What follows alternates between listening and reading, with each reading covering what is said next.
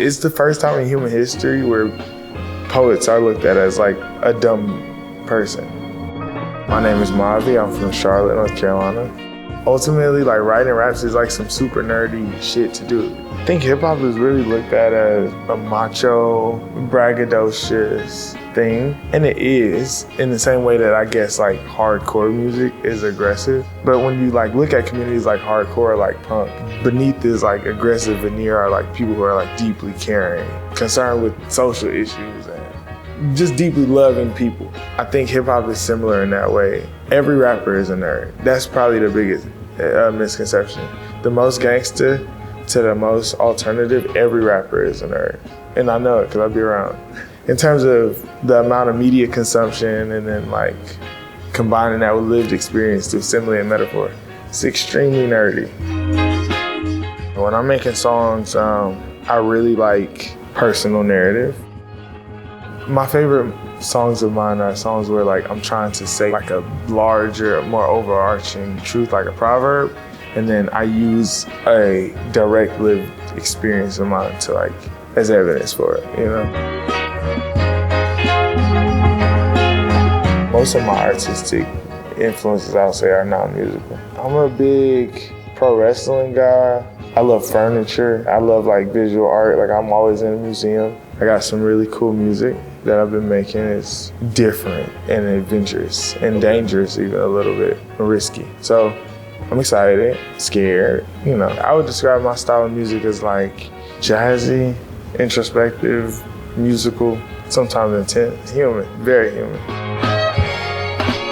A great artist for me is an artist that tells the truth and who tells either a truth that feels intriguing or unfamiliar to me, or a truth that's told with like a particular angle or perspective or zoom that I find interesting. And that is like clever and creative about using all of the musical elements of a song and storytelling elements of a project to like talk about that. The internal misconception about hip hop is that there are rules. Part of the reason why the direct lineages of hip hop can seem a little incoherent, and it feels like the older generations don't embrace the younger generations, is that hip hop was born out of a rebellious spirit, artistically and socially, a rebellious spirit that became institutionalized. So the former rebels are now finger wagging at the new rebels when they are the only guys on each other's teams.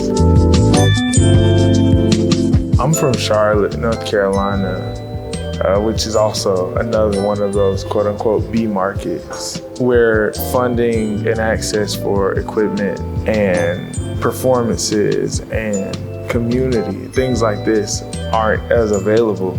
So for Chreece to do that for the city of Indianapolis is very obvious by the enthusiasm of everybody, from like the patrons and the party goers and the listeners to the vendors to the community members to the venues, that like there's a very strong need that is being met by continuing to provide for these local artists and artist communities in this way. Shout out to Chreece.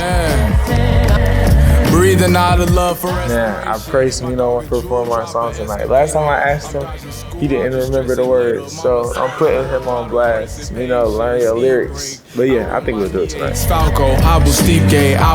think it's really important for cities that may not have a reputation in the arts or in hip hop to have funding, access for those things in specific, because if you want to change a city for the better, you change it socially and you change it through the arts. Can't keep waiting, I give a lot of thought to what my daughters look like free chainless. I'm in and out of closet, spinning out was lost. So she's saying, what kind of songs you make? I make the kind you gotta read, baby. I leave the silence you can see, baby. I weave the darkness you can hear, baby. I leave my carcass in the field, baby.